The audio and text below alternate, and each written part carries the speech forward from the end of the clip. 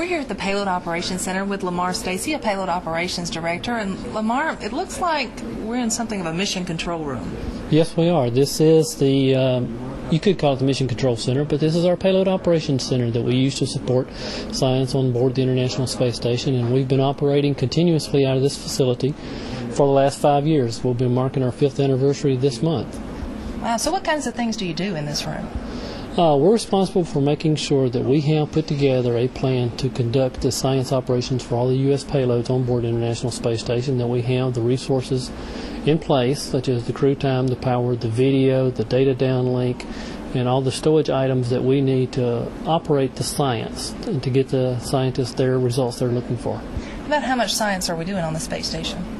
Well, today with only 2 crew members on orbit at any given time, we're getting on the average over the duration of an increment, which is 6 months long, about 5 to 6 hours per week. When we get 3 crew members back on board space station again, we'll expect to see that number rise to perhaps as high as 15.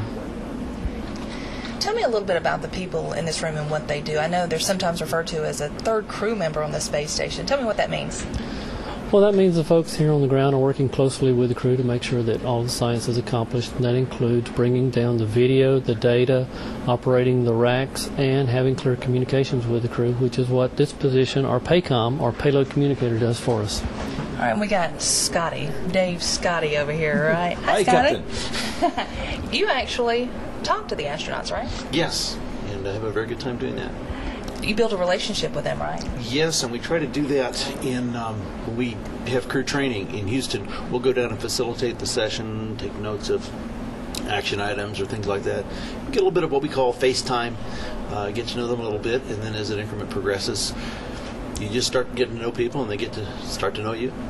Now, is it official business always, or do you get to really cut up with them sometimes? I know you like to cut up. Well, there are times when we get to loosen up a little bit. Particularly, sometimes we do some little extra things on Saturday, and there'll be a little bit of free time, but just have some light banter back and forth.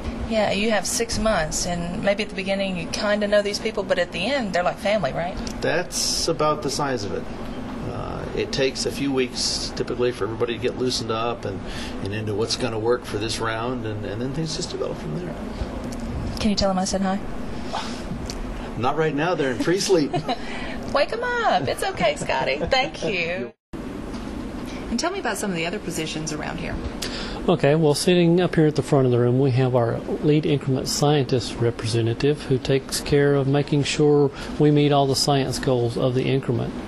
And on the other side of the room here at the front, we have our payload rack officer who makes sure that all the racks in the board space station are properly providing power and other resources to operate the experiments.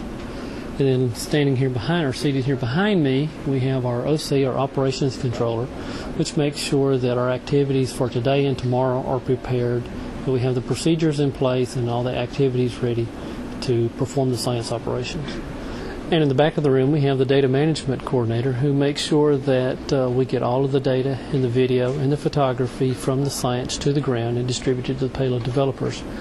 After all, it would be fruitless to do all this work and not get them the valuable data that we've collected for them. And that says a lot, too. You work real closely with people all around the world, right?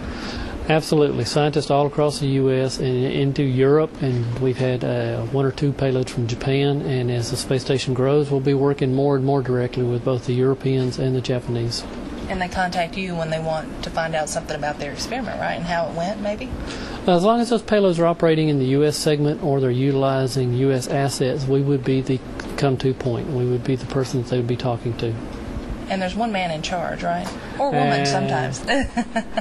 Absolutely. At any given time, we have our Payload Operations Director here on console who's taking care to make sure that everyone in this control center is performing their job, and they are the point of authority for the flight director. They're a member of the flight director's team at MCC, and they're our point of commitment to say, yes, sir, we are ready to go.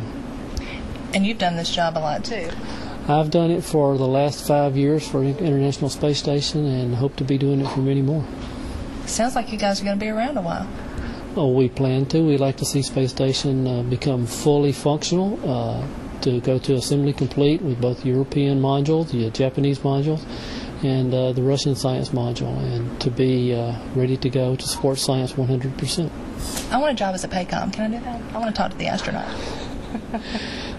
There is a certification process you could go through to do that, as long as you've got the right technical background, and that's how we get folks into this job. We look for those with the right technical background, engineering, science related. Others, if they qualify, and go through a certification process, which includes simulations that we use another room for that looks much like this one. And basically we throw them in there and throw a lot of problems at them and see if they're ready to cope and know how to follow the right processes and procedures. I'll keep that in mind, Lamar. Thanks so much for having us out today. This is a lot of interesting stuff that you have going on here at Marshall. Well, you're welcome, and we look forward to having you back for our 10-year anniversary. Well, those are a couple of really great capabilities here at Marshall. And there's so many more to see. Find out where we show up next as we focus on Marshall.